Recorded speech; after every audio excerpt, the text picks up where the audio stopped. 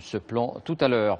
L'Espagne, on le sait, est touchée au cœur par les difficultés de ses banques, elle-même plombée par l'éclatement de la bulle immobilière. Eh bien, une autre crise immobilière, beaucoup plus importante encore, menace à l'autre bout de la planète. La Chine s'est engagée ces dernières années dans une frénésie de construction. En voici l'exemple sans doute le plus frappant. Quand la terre ne suffit pas, on bâtit sur la mer. Des dizaines d'îles artificielles géantes sont en train de voir le jour. Envoyés spéciaux Alain de Chalvron, Sylvain Gillaume. Vous aurez beau chercher sur une carte au large de Xiamen, vous ne trouverez pas cette île. Elle est en cours de construction, ou plutôt de création. Voilà à quoi ressemblera Shuang-le-Dao, l'île du double bonheur. Un pôle de luxe de 2,2 hectares en forme de yin et de yang ou de deux dauphins. 16 000 habitants pourront s'y loger. Un travail de titan qui prendra une dizaine d'années. 33 millions de mètres cubes transportés par une noria incessante de 300 camions. Pour cela, on taille allègrement dans les montagnes voisines.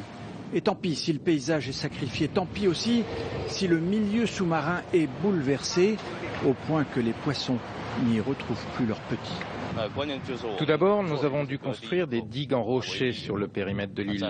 Puis à l'intérieur de ce périmètre, nous créons des zones de travail indépendantes et étanches, de façon à ce que la terre que nous apportons ne pollue pas la mer. Mais pourquoi donc se lancer dans un chantier aussi pharaonique? Ne vaudrait-il pas mieux trouver du terrain à bâtir sur la terre ferme?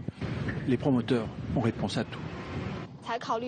On a choisi de faire une île artificielle ici, en raison de son emplacement. C'est très feng shui. Ça nous permet de donner à cette île la forme de deux dauphins, ce qui porte bonheur. Il a bon dos le feng shui, et si la raison principale était en fait beaucoup plus simple à comprendre, beaucoup plus sonnante et trébuchante. Promoteur d'une autre île artificielle située à Sanya, M. Wang n'a pas ses pudeurs.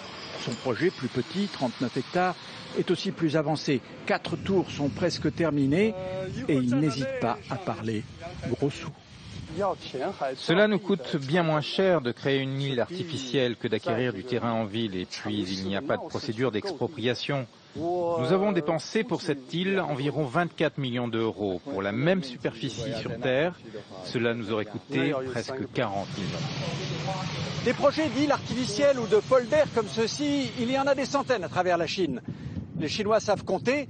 Tant qu'il sera moins cher de créer du terrain à bâtir sur l'eau plutôt que d'en acheter, cette industrie aura de beaux jours devant elle.